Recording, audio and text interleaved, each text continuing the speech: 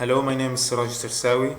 I'm a student at the engineering department at Al-Azhar University, and I will be talking about how we have been working on modifying the original Aerobika design by adapting some useful features into it in order to make the treatment process of the COPD cases trackable and provide therapists with viable information that will allow the use of more precise techniques and interventions, thus contributing significantly to the patient's therapeutic program progress.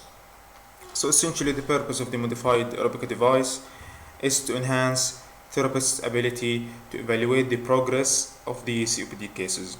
Also provide updated information on the patient progress as well as keeping track of the patient activity by means of an interactive display and a mobile application. Here we can see the exploded view of the modified Aerobika design that shows the various parts that we have adapted into the original device.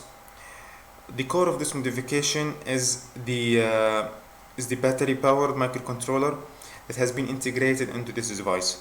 This microcontroller receives an input signal either by the user or by a sensor to control the resistance level of the device, the resistance of the device to the positive expiratory pressure exerted by the patient. Increasing or decreasing the resistance is done by adjusting the angle of this piece. This is the oscillating piece. So adjusting the angle of this oscillating piece will accordingly change the resistance level of the device. Okay, so the modified device offers two options for the user. First, the manual operation mode. Basically, the user will be able to adjust the resistance level using these two push buttons on the side. And this mode is no different than how the original Aerobika device design works. However, the current resistance level, also the pressure readings are shown on the small OLED display. This OLED display will show the current resistance level as well as the pressure readings, and the data throughout the treatment session can be stored and accessed later by the therapists, which makes the treatment progress trackable and quantified. Moving on to the automatic operation mode. In this mode, the microcontroller has to deal with the pressure sensor. We have integrated a piezoresistive pressure sensor. This pressure sensor will give readings to the microcontroller, and based on the positive expiratory pressure it reads by the sensor, it will adjust the resistance level of the device so that it is comfortable for the patient and it is most beneficial for the treatment.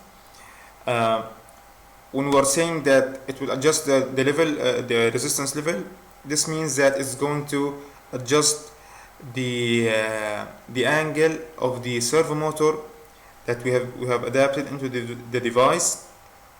And this servo motor, an ultra nano servo motor, is mounted on the oscillating piece that I've shown previously.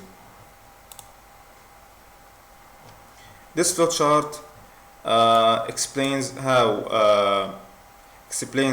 the logic behind both modes, manual and automatic.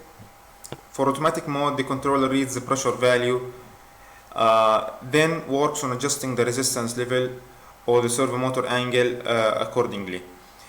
For the manual mode, the controller loads a default resistance level, and then the user adjusts the resistance level using the push buttons provided in the device. Finally, we can see the electrical schematics. This electrical schematic shows the components that we have used and their connections. Some additional features, of course, can be added to the modified device, such as the vital sign, the lung volume, and tidal volume, but this will require more complex and expensive components for sure. And here we can see the estimated cost for the components integrated into the modified device. Thank you.